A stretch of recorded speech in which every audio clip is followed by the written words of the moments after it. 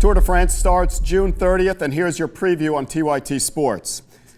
This year's race is notable already for who's not going to be participating. Alberto Contador, not in, suspended for doping. Andy Schleck hurt his vertebrae in a terrible accident a couple weeks or months ago. He's out.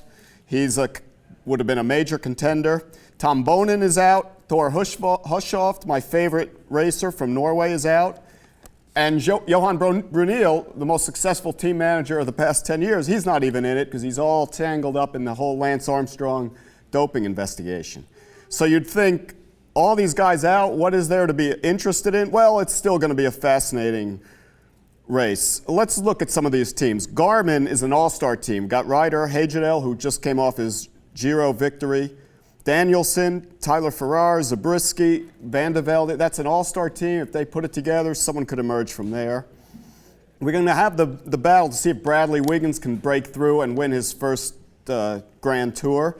But the fascinating part there is that Wiggins and Cavendish are on the same team. So is the team going to be able to support Cavendish and help him try to win some stages, or are they going to go all for Wiggins and try to go for the GC victory? So that's going to be interesting. I'm really rooting hard for Pierre Rolland. Anytime someone is a great domestique or helper, as he was last year for Thomas Voeckler, I want to see that guy emerge and contend for the title.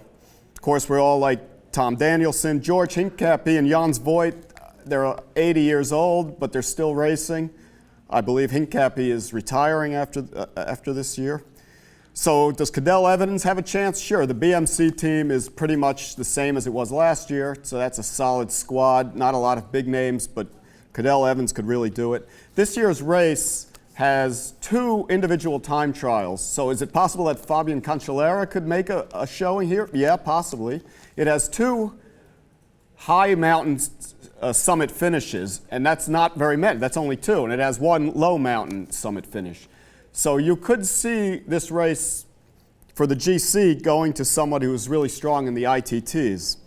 I want to see somebody steal a victory in the low mountain summit finish and then solidify it with 2 great performances in the ITT, and you could get a very surprising victor in this race. So and by the way, Levi Leipheimer, he's going for it. We got to give up. American hopes have got to give up on Levi Leipheimer. He just can't do it in these Grand Tours. It just wears him down too much. So my favorite, the guy I'm rooting for, I love this guy, great racer, Vinokurov. He's a great domestique when he has to be. When he has to serve his drug suspensions, he does that without complaining too much. Then he comes back and he just starts racing uphill. So I'm going for Vinokurov.